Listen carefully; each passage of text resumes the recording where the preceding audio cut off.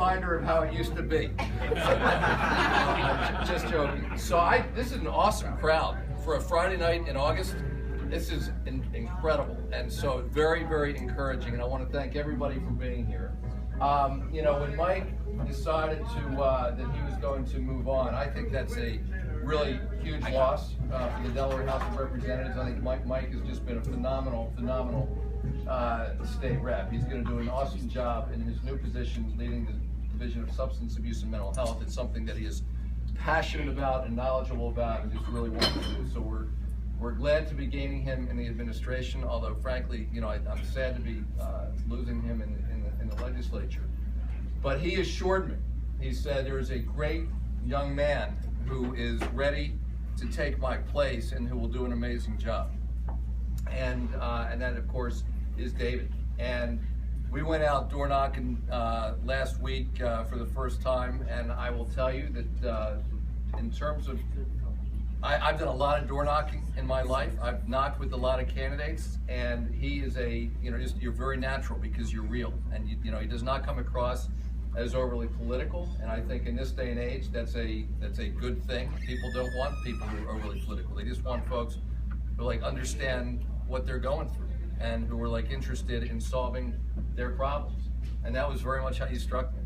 And I will tell you that where's Damien DeStefano? Did he look? So I pay a lot of attention to what people who I respect have to say about other people. Damien told me how phenomenal you are, and I think he's pretty phenomenal. So that, by the way, is the nicest thing I will ever say about him. So I hope your recorder was right. You're good.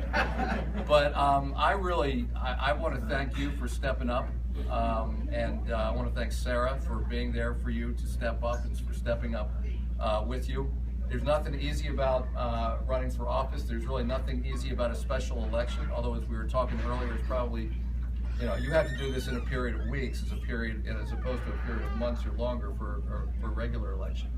But the good news in this race is this is an overwhelmingly Democratic district. The bad news is that really doesn't even make much difference in a special election.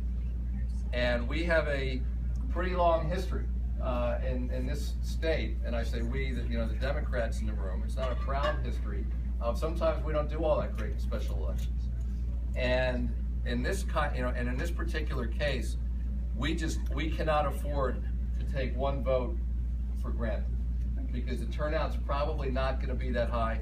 Every door that we knocked on, David got a good response, and and all the folks that we talked to, some of them already knew who he was, which for a first-time candidate I thought was very encouraging, and they had a general sense of positive things about him, but they need to turn out to vote.